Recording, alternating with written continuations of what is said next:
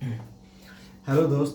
तो आज हम जानेंगे कि एनआरआई किसे कहते हैं, वीज़ा किसे कहते हैं और पासपोर्ट क्या कहते हैं। पासपोर्ट क्या होता है, वीज़ा क्या होता है और एनआरआई क्या होता है। ठीक है, तो हम लोग देखेंगे यहाँ पर एनआरआई का मतलब होता है फुल फॉर्म नॉन रेसिडेंट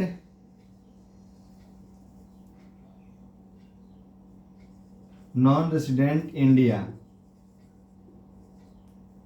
ठीक है, एनआरआई का मतलब होता है नॉन रेसिडेंट इंडिया।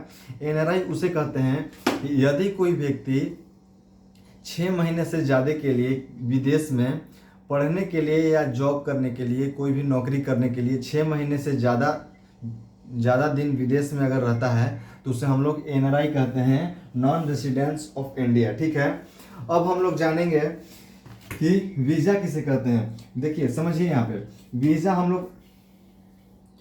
हम लोग उसे कहते हैं यदि किसी भी देश में जाने के लिए उस देश से अनुमति लेने की आवश्यकता होती है। किसी भी देश में जाने के लिए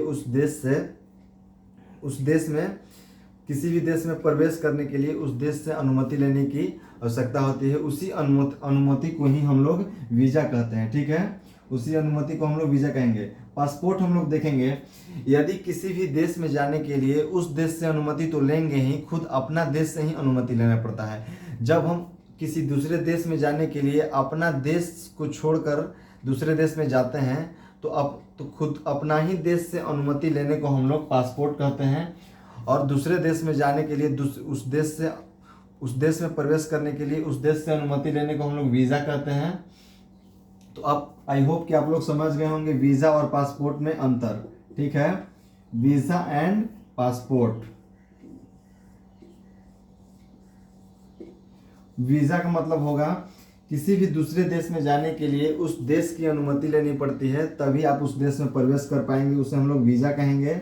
और अपना देश छोड़कर दूसरे देश में जाने के लिए अपना ही देश से अनुमति लेने को हम लोग पासपोर्ट कहते हैं। ठीक है, तो आई होप कि आप ये समझ गए होंगे। मिलते हैं नेक्स्ट वीडियो में, तब तक के लिए धन्यवाद।